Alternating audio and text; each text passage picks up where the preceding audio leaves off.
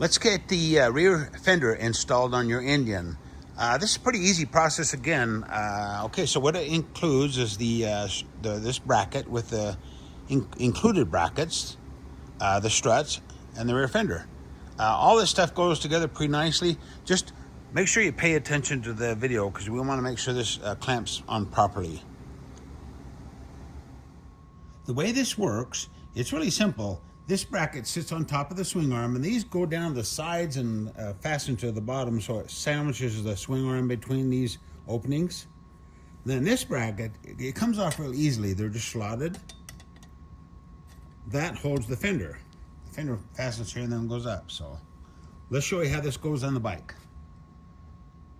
One quick note too, this is really important, this tab that hangs down, because the swing arm kind of makes a U shape here. And this has to be below that little kind of a flange in order to hook this on so that it fits properly on the swing arm. So make sure you pay attention to this and make sure this is all the way down when you install it. All the way down that way, in the bottom of the slots. In order to slide this into place on the swing arm, you'll need to remove the bracket and these end pieces. So leave the screws, just barely loose so you can slide that out. You don't want to reach down there and have to thread those in, so leave those like that. And we'll just go ahead and slide that in there.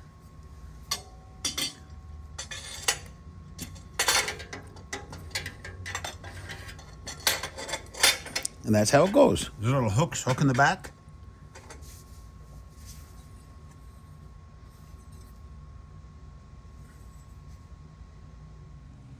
Now go ahead and slide this fender bracket down and snug those screws up just a little bit. Not too tight.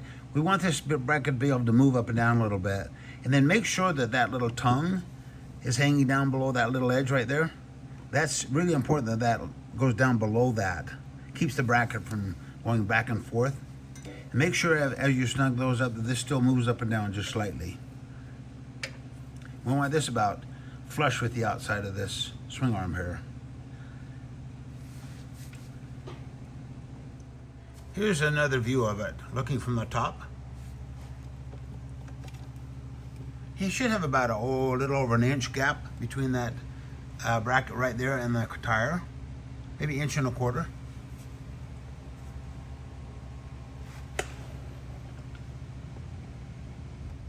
We'll start with this right bracket. We'll label it for you, so this is the right. Okay, now what you do, you take the screws and you put them in. You want this sequence, you want the screw, the lock washer, and then the washer. Let's do that, and then we'll show you how to slide this in there.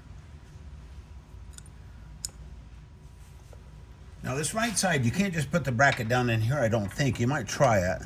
It won't quite loop in there.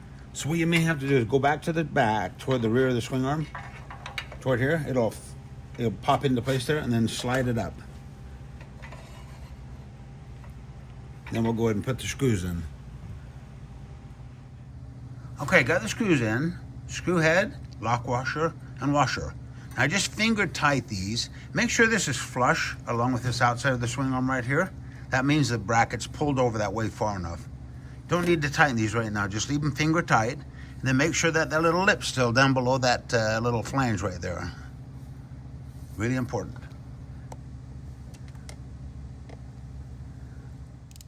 Now on the left side of the bike, we want to put the bracket on the same way as you did the other side. Nut or bolt, lock washer, washer. And go ahead and snug them up with your fingers. And then before you tighten them, go ahead and squeeze them as hard as you can. Rock this back and forth. Make sure it seats really good on this bottom edge. So squeeze that really hard. And start with this one. Just snug that one up.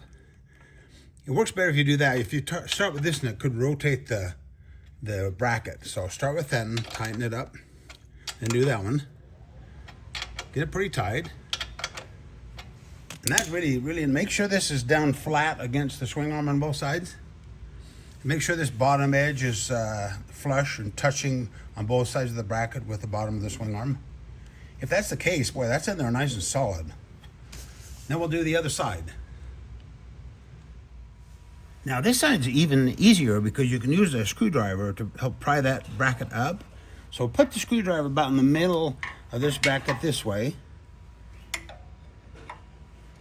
And then you can push down with that hand. Make sure this top bracket's touching both sides of the bracket of the swing arm here. So push down on that and lift, push on the screwdriver. Then you can go ahead and tighten this one. Start with that one.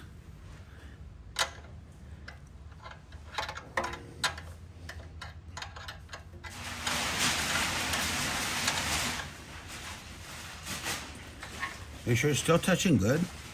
And you can tighten this one.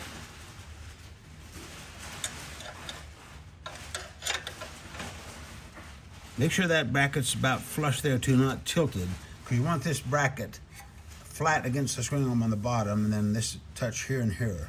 So far that's looking really good. I'm going to go ahead and snug these up now, really tight. Okay, now they got both sides tight.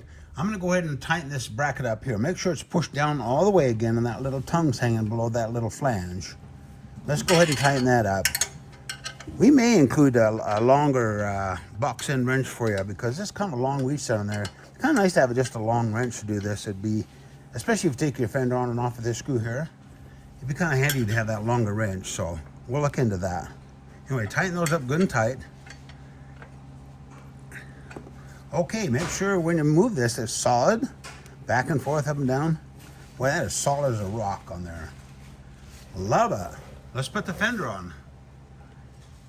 Now we want to loosen the shock bolt just till we get that strut to go in there like that. Do that on both sides. Don't need to back it off too far. And then we'll put the fender on. Now we need this nut backed off so we got enough room for that bracket to go in there. So leave that backed off, slide that down in like that. Now start on the right side and slide it into that slot. Then we can snug that up just a little bit, not a lot, just to kind of hold it. I thought I would add this at the first of the Fender video, because what happens when you tighten the bolt on this strut, it has a tendency to twist it.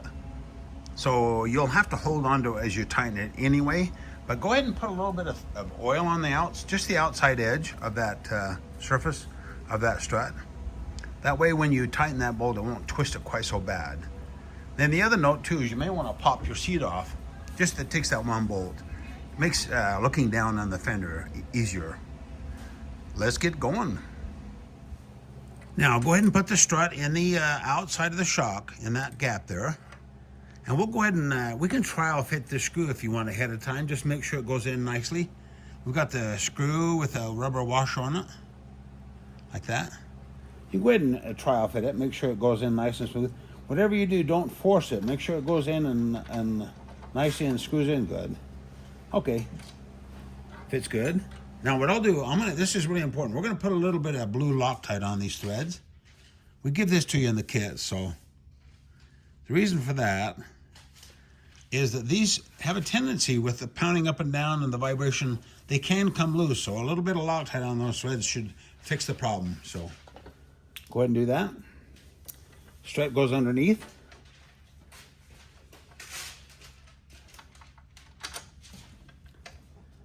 I'll screw that in and we'll do the other side. Now it's time to tighten everything up.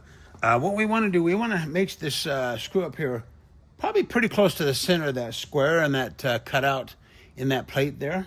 So kind of center that, just snug it up because you may want to move it a little bit. And then go ahead and tighten these shock bolts. You can get those really tight once you get this set. Okay, and look at your fender.